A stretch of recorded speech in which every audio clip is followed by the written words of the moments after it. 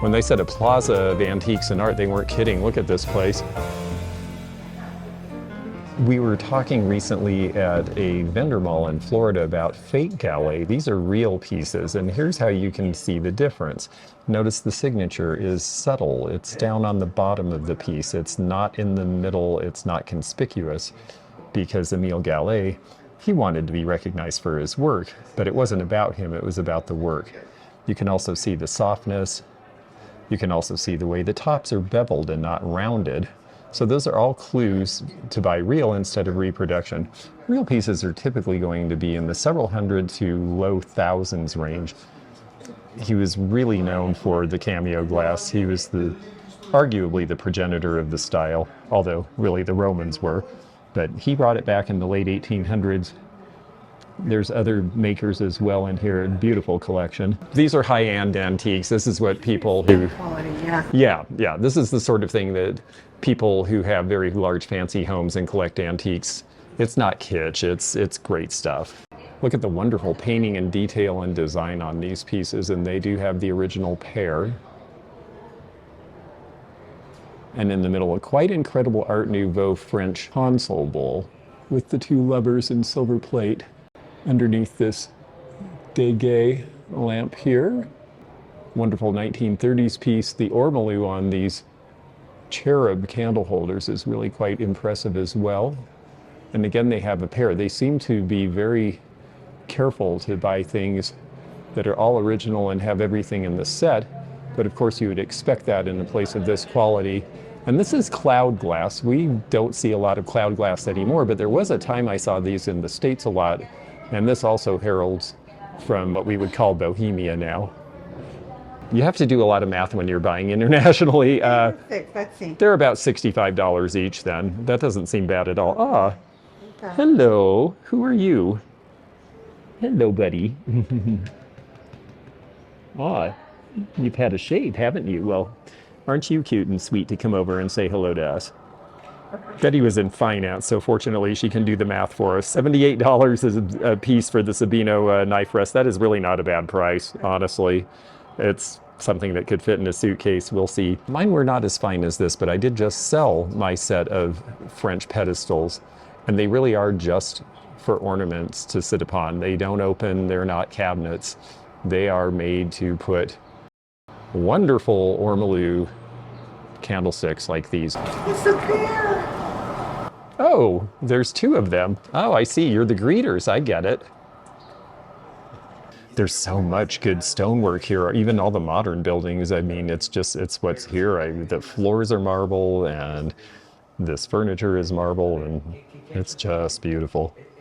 The framing is really beautiful, but it's also fun because we know who they are because they painted great detail. Somebody was very proud to have them painted. So this is Enrique Roselli Pruneda, and he is the son of Enrique and Gloria Pruneda, and this is when he is 4 years old, painted by J. Sanchez, it says in the corner. I'm just reading off the thing. It's not that I know these people. And then here is the daughter, also at 4 years old, with her doll. Very, very sweet. 3 pieces in blue, amazing. Gold. Oh, the glaze, yes, those are French as well, and those are going to be 19th century. That is a really good clock set with the ormolu roses. Only royalty could have this color in France. The painting says it's attributed to J. Rollin, and I love that scene. I just like anything that's escarpments and mountains and water in paintings. Here's a very, very incredible French Art Deco lamp. And then I'm standing next to something that's kind of fun to see. A lot of people don't realize that this is what grand pianos looked like originally. They were a little more squarish than we think of them now. And look at that walnut burl.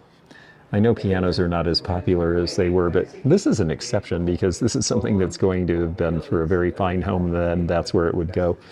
Here's the card of the store that I'm in. I think I should give them credit, because they have obviously gone to great, great work to find all of these beautiful, amazing objects and present them like this. There's also the cameo glass piece here. This is the Verre Francais, and you can look underneath and see the really incredible detail. Once you get under it, you see why this is so fine. This is a later Art Deco piece. You see the signature Look at that amazing collection of cameo pieces from the early 1900s. This is just an incredible store, but I think all of these are. And yes, you would have to have a budget to shop here. King, what's the Sun King on top of it? Yes, the representation of Louis XIV. I like Louis XV because he didn't really like Versailles. He liked living in apartments, and that's more like my life. So I appreciated his style better, but it is really amazing. And I love the dome that it's under. That's original as well from the 1870s. And look at that wonderful malachite or jadeite green color of that lamp. That is going to be a transition between Art Nouveau and Art Deco. And that is just gorgeous. Another dimension, right? It is, I agree. The way you just said that was so good. Yeah, Betty just said that the energy of seeing this in person. I mean, I knew that we would find things, French things, European things, because being the capital of the country, any company that would have brought these as imports to sell, well, this was the biggest market because here is a whole bunch of people. Right, and wealth. And wealth. Yes. Huh. Yes, and of course, this was for the wealthy. Exactly, or to decorate around them, or to make a look. Yes. Oh, it's a look. I understand the Huichol art isn't really done much anymore. Is that right? Well, only by skilled people. Yeah. Yes. I think a lot of those people have gone to other jobs or things. Oh, and they have Werner Ponton chairs, the orange ones. This is fun seeing a few modern things. It's all micro beading. I mean, it's just, I understand it could take a year or more to make a piece like that. It goes on, and then there's more and more the further back you go. And there are art galleries and sculpture galleries as well, including some modern things. I really like the dice with the hands. That would be a fun table by a bedside. They even have some signed Stan Lee comics. These are original pieces. That is pretty cool. Yadro animals together. That is sweet. That one looks like he's very resigned to the puppy chewing his ear. This is a very interesting case full of painted glass. It's all milk glass. I'd like to know a little bit more about the origins. I see the opalescence. There is a tag on the back of one of them. All the tableware, a lot of this was hand painted for people, as you can tell. Some of it's portraiture, but a lot of it actually, like this one is for Michaela, so that was a gift or a presentation piece. All hand blown. The shell in the middle is quite delicate, and I like the blue pieces. These all appear to be 19th century or early 20th. I really like the decanter as well. The gentleman is going to get one out, and hopefully we'll be able to tell something from this. It looks earlier because it's opaline, so this looks like it'd be early 1900s or late Victorian. Gracias. Si quiere aquí la pongo. Ah. Si quiere ver otra, igual se la puedo mostrar.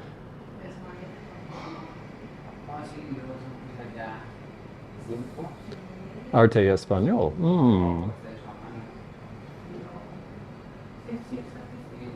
Rose Tiente. It's made for a bathroom, it's a whole bathroom. It's amazing to see all of this in one place. I've seen many of the bottles. I've owned many of the bottles. I've never seen the pitcher and wash stand and the barber bottles. And then they have the daisy ring for the center of the table and the bowls and the tumblers. And there's your decanters, which could have been used for liquor, but they also could have been used in a bathroom situation for scents and perfumes and bath oils, and there's even a tumble up down there. This is the most extensive collection of it I've seen in one place, well, ever. That looks like Sevres porcelain from France, and again, that beautiful blue color that at one time was the possession of kings only. The mirror is quite astounding. We've seen some other mirrors too, but this is the first one we've seen hung. This is really an amazing place. And then look at these apothecary jars. Many of these are 19th century. Here's our mark. These are actually made in Mexico. The silver plate. You know, people say, oh, I don't like to polish. Well, if you own something like this, you would probably get over it, and you would probably have help to do it for you. And then here's a wonderful oclad. The oclad is the surround for the religious picture here. And then these figures, here's some out of a case that we might be able to look at up close if we're very gentle. There's Mortier. These are French, and they do have some information on the bottom.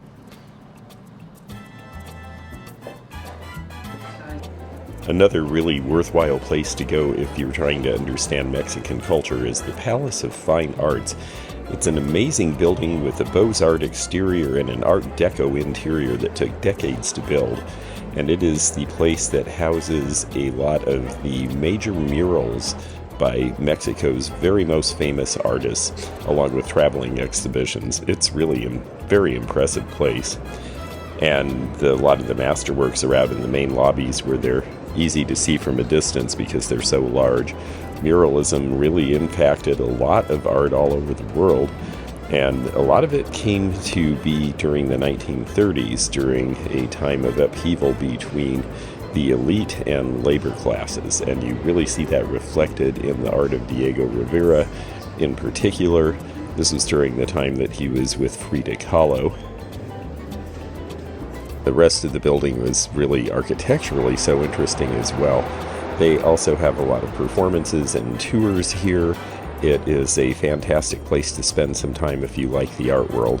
I had great new appreciation for the importance of Mexican art and the influences it's had on art around the world.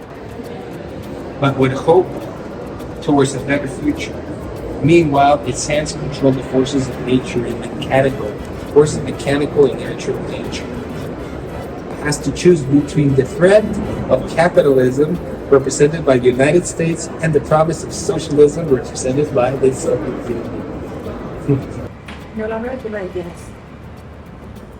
Bueno, Sí, no pasa. This character. But now let's go back to the antique shops where we can enjoy some art we can literally get our hands on here.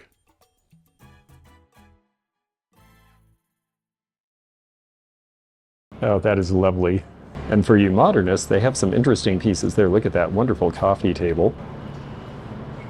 The ship model is quite impressive, and look at this wheat table. We sold a minor version of this at the estate sale that I had recently, but this one is quite stupendous, and I should show their information as well, because this is definitely a store worth visiting, and they were very, very friendly and very helpful. There is a piece of Goofus glass for all you people who said you didn't like it. That's a hard one not to like. It's in great condition, and what a design. The coloration is on the back, so you have to be careful or it will wear. Oh yeah, the motion is really amazing in that one especially. Oh, the top of this table is Pietra dura. Look at the wonderful inlays and so smooth. Well, I had to look at this because I've just sold a number with the guilloche and roses. Very pretty. It has its original chain for the ring. 1,000 pesos for the tapestry, but I like the purple. And then this, yes, we were admiring that. Love the shape. 4,000. Nice wear too, you know it's older. Que son las flores y empacetado también. Look at the bottom, oh my God. Yeah, the finish is very good. To bevel the bottom so it wouldn't chip, you can tell it's good quality, and the rods are all very close together too. That's very pretty. Centauro, Centauro, yeah. 3,000. Oh, that's not so bad for what it is. It has a little damage though, let me see. Oh, does it? Turn it around. No, turn it around. Like here. Oh, yes, you're right. Sí, centauro. Aw, that's too bad. It's very pretty though. You have found a case we really like. Sí, claro. 15 ¿no? El 15. Recuerdazo. Si es que no se la lleva, ¿verdad? So with discount, 25,000, and it's beautiful. Very nicely done. But the bottom does not have a lot of wear, so more recent, but a beautiful piece and a large piece. Oh, I like the Sev table behind you. Very nice French porcelain.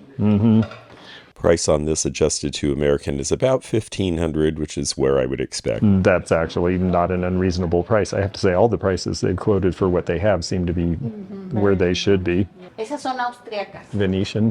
Vienen firmadas en la parte de atrás. European. I mean, this is good. Oh yes, look at the relief. That's probably German actually. That's very pretty. I haven't seen one that was that detailed in relief. They're usually closer to flat from around 1890 to 1910. That is very, very beautiful. Yeah, they have beautiful things here, but I'm not surprised. And I like all this Pietra dura, all the stonework where it's all laid very tightly and flat. There's a table behind us that's made of that as well. Oh, yeah. Impressive. I've only come across one in a sale that we did, and it went for a good price, and then we found out how incredibly difficult they are to move. Oh, and this one seems to have the three graces as the base. It's definitely a face. I wonder who did that. It's porcelain. I mean, it's an interesting looking piece, really. And, oh, it's Meissen, of course. Well, that explains why it's so interesting. It's one of the most strange pieces of Meissen I've ever seen. I really am kind of taken with it. I mean, it's so homely, but so detailed. There's one more piece of that, and that's usually what you see as one piece. Fan of polka dots, too. I didn't realize you liked that. The cranberry. This is interesting. It's more like a cigarette holder, but it seems late for that. Maybe it was for eyeglasses or spectacles back then, because most people didn't smoke cigarettes when that was made. That seems to be Victorian. And it has a souvenir signature on it. Oh yes, more bohemian glass of swan. Huh. I really like the shape of that. The inlays are nice. I suspect that one's Italian. Probably 20th century, but really well done. It definitely has an Art Nouveau style to it. And it might be turn of the century now that I look at this part for the umbrellas. That's different than any hall stand I've ever seen. Yeah, you have an eye for the bohemian glass, that's for sure. That is a really pretty piece. And then here's another one of these French Art Deco lamps, and they just have amazing chandeliers. I like this one. You pointed this out earlier, this one with the roses. That's phenomenal. All that work. And the birds. I just noticed the birds up at the top. More Vaseline glass and more Fenton all in one piece. That's a large basket for them too. And doesn't need anything and it glows.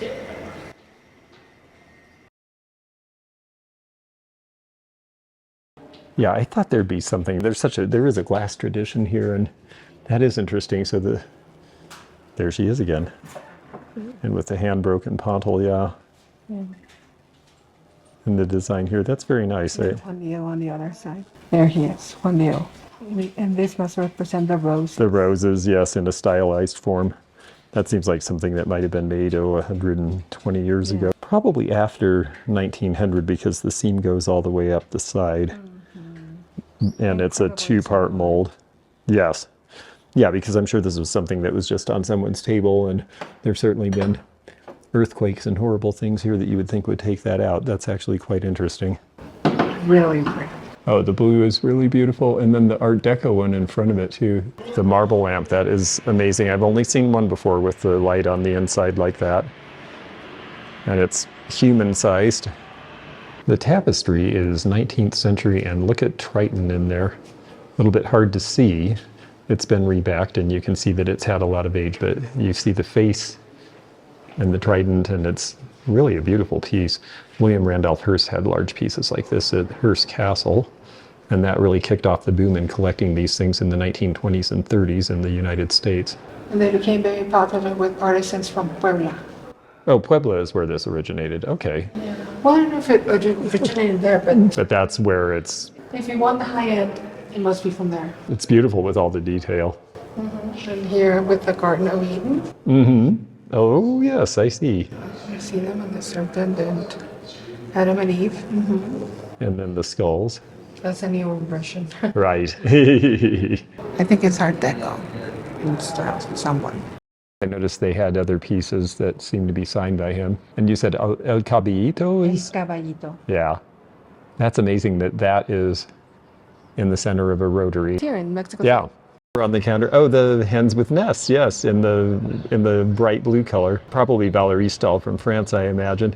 I like this throne chair too. I realize that's a very specific thing, but it's quite nice from the 19th century. But this guy, wow. Yeah, that lapis and the crest and all of that together, it's just such an interesting juxtaposition of modern with old. This is such an amazing place. There's an entire second level we didn't even get to see. It's just an incredible place. The fanciest quote-unquote antique mall I've ever seen.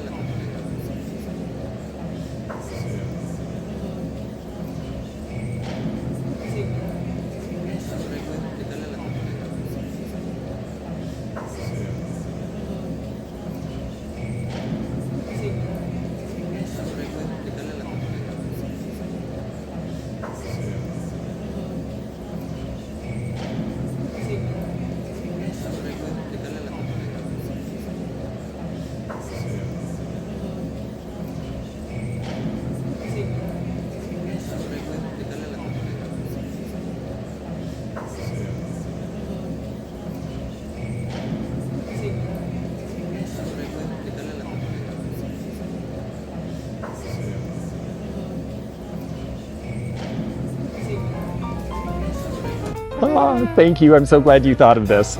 I can't wait to see what else there is here in Mexico City. And bye for now. Bye. If you enjoyed this video, check out this one. Also, click thumbs up to like this video and check the description for information about our Patreon, our memberships. We've got a lot of different levels with different perks and bonus videos and early content. Also, please do check out our website, theantiquenomad.com, for appraisal help. And we'll see you again for more adventures in the antique and vintage community soon. Bye for now.